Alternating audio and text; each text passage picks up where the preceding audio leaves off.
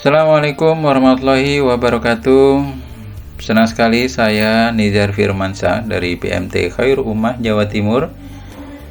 Kali ini kita akan bersama dengan Al-Ustadz Nanang Abdillah MPDI pada ngaji online pagi pada hari ini.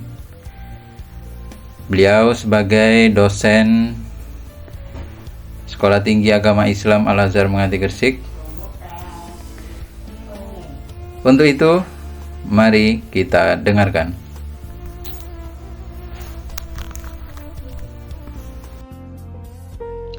Assalamualaikum warahmatullahi wabarakatuh. Bismillahirrahmanirrahim. Alhamdulillahi rabbil alamin.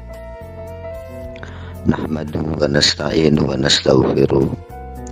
Wa na'udzu billahi min syururi anfusina. May yahdihillahu fahuwal muhtadi wa may yudlil falan tajida lahu waliyyan mursyida. Allahumma shalli ala sayyidina Muhammad abdika wa rasulika nabiyil ummi wa ala alihi wa sahbihi wa sallim. Amma ba'd. Ayyuhal mustami'un, para pendengar hafizakumullah, puji syukur kehadirat Allah Subhanahu wa ta'ala.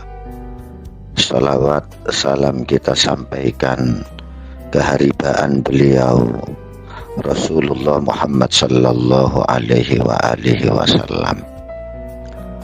Para pendengar hafizakumullah,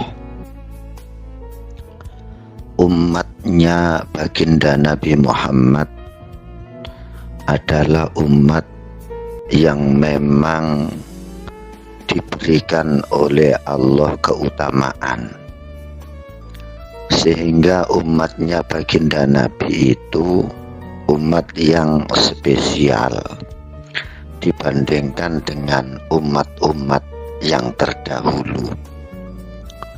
Oleh karena itu, umat baginda Nabi itu mempunyai kekhususan tersendiri, yang mana kekhususan itu tidak didapatkan oleh umat-umat yang terdahulu. Dan dalil hujjah tentang itu banyak sekali, baik di Al-Quran maupun di hadisnya Rasulullah sallallahu alaihi wa alihi wasallam, sebagaimana kita sering mendengar dari para ulama tentang keterangan tersebut.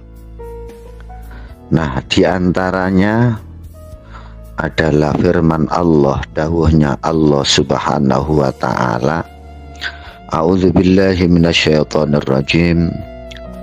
Thumma awrathnal kitaba alladzina astafayna min ibadina faminhum zalimun li nafsihi wa minhum muqtasid wa minhum sabiqun bil khairati biiznillah. Dzalika huwal fadlul kabir. Arti dari ayat Al-Quran tersebut kurang lebih, kemudian aku wariskan Alkitab, yang dimaksudkan adalah Al-Quranul Karim. Aku berikan alladzina istafaina min ibadina, kepada orang-orang yang memang sudah aku pilih di antara sekian banyak hamba-hambaku.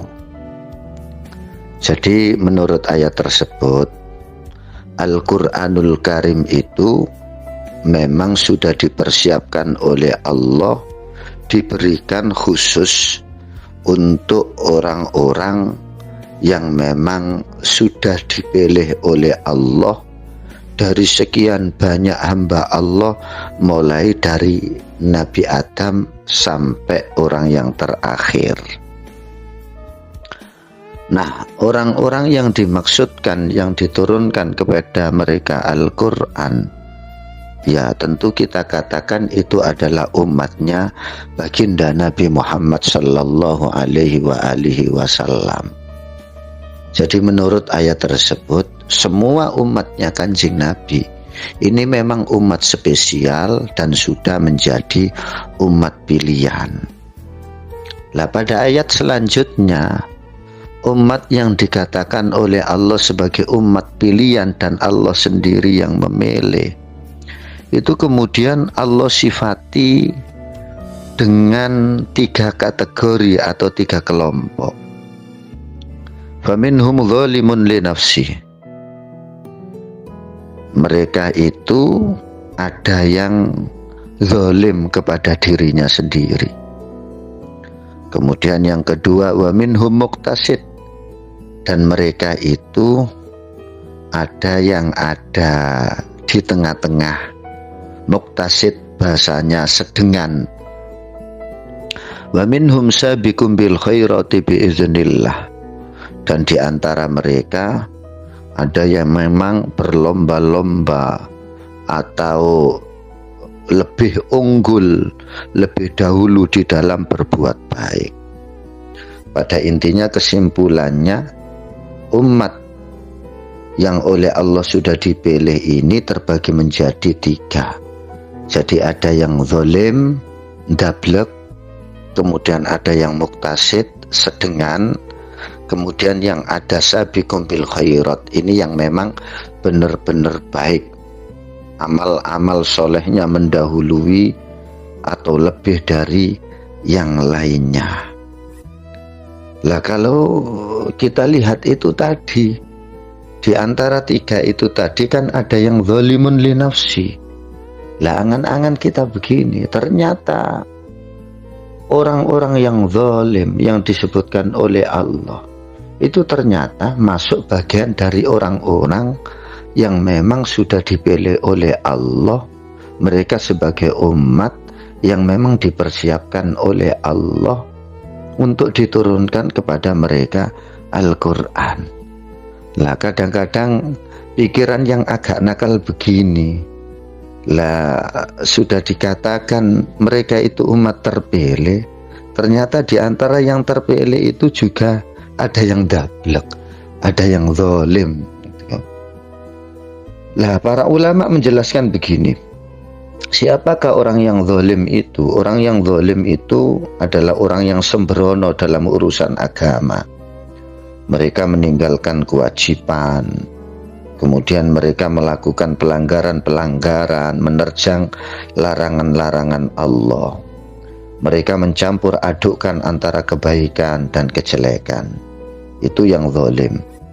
Kemudian yang kedua yang muqtasid, ya, yang sedengan ini adalah umat-umat yang mereka itu melaksanakan kewajiban, meninggalkan perkara-perkara yang haram yang dilarang, tetapi mereka itu juga banyak meninggalkan perkara-perkara yang sunnah atau enggan melakukan yang sunnah. Jadi bahasanya sederhananya ya, sholatnya hanya fardu saja, puasanya juga Ramadan saja, tidak banyak menambahi amalan-amalan sunnah. Itu kelompok muqtasid, kelompok yang kedua. Sedangkan kelompok yang ketiga ini yang disebutkan tadi ini kelompok yang tertinggi, kelompok terhebat, sabiqun bil khairat, yaitu mereka yang selalu istiqomah melakukan kewajiban, meninggalkan keharaman bahkan kemakruhan, bahkan mereka itu meninggalkan sebagian atau banyak dari perkara-perkara yang mubah. Katakanlah makan itu mubah, mereka tinggalkan, mereka hanya sedikit makan. Lah, 3 kelompok tadi yang ada di dalam Al-Quran, Ibnu Abbas tentu berdasarkan dengan apa yang dikabarkan oleh Rasulullah, itu mengabarkan begini, as-sabiqu bil khairat yadkhulul jannah bighairi hisab. Orang-orang yang memang amal kebaikannya itu mendahului yang lain, lebih tinggi, lebih unggul, itu masuk surga tanpa dihisab, jadi tanpa perhitungan. Kemudian yang muqtasid yadkhulul jannah birahmatillah, kelompok kedua yang sedengan tadi, mereka itu sebetulnya ya ada dosanya, tapi kemudian dimaafkan oleh Allah dan dikasih rahmat oleh Allah sehingga mereka masuk surga. Lah yang ketiga ini, wadzalimu li nafsi yadkhulul jannah bi syafaati sayyidina Muhammad sallallahu alaihi wasallam. Lah ternyata umatnya Kanjeng Nabi yang dablek-dablek, ya mereka itu yang nanti akan disyafaati oleh Rasulullah sallallahu alaihi wasallam. Jadi pikiran nakal itu akan mengatakan, ya berarti umatnya Rasulullah pokok mereka apa ya, mau menjalankan ibadah fardu gitu, kayaknya semuanya menjadi beres. Lah pada ayat yang saya sebutkan di atas itu selang satu ayat itu ada ayat bunyinya begini, wa qalu alhamdulillah alladzi adzaba annal hazan. Mereka mengatakan terima kasih ya Allah yang telah menghilangkan kesedihan kami. Lah ternyata ini oleh para ulama ahli tafsir, mereka yang mengatakan itu adalah orang-orang yang zalim. Artinya orang-orang yang zalim itu pun akhirnya selamat karena syafaatnya Rasulullah sallallahu alaihi wasallam. Makanya pernah dikatakan bahwasanya Rasulullah mengatakan syafaati li ahlil kabair. Syafaatku itu adalah untuk para pelaku dosa besar.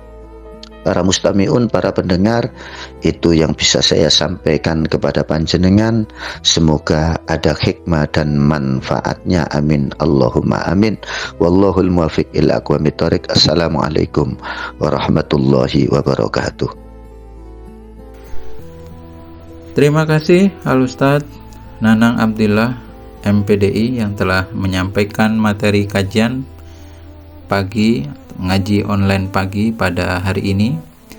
Mudah-mudahan bermanfaat dan selalu menambah keimanan dan ketakwaan kita kepada Allah Subhanahu wa taala.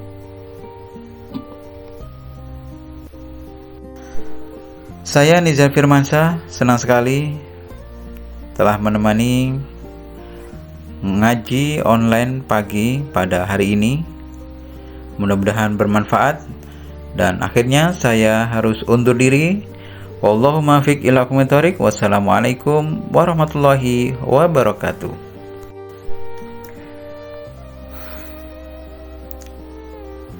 BMT Khairul Ummah Jawa Timur selain memiliki produk simpan pinjam dan pembiayaan syariah, juga memiliki lembaga amil zakat, infak dan sedekah yang siap menerima dan menyalurkan zakat, infak dan sedekah para pemirsa yang akan disalurkan kepada yang berhak, yatim piatu, fakir miskin, dana pendidikan maupun dana sosial. Untuk itu kami mengajak para pemirsa untuk berdonasi melalui Baitul Mal Khairul Ummah Jawa Timur cukup dengan Rp25.000 yang bisa disetorkan melalui kantor KSPPS BMT Khairul Ummah Jawa Timur yang berada di Komplek Pondok Pesantren Darul Ihsan Menganti Gresik, atau melalui rekening BSI dengan nomor 714 945 1058. Saya ulangi, 714 945 1058.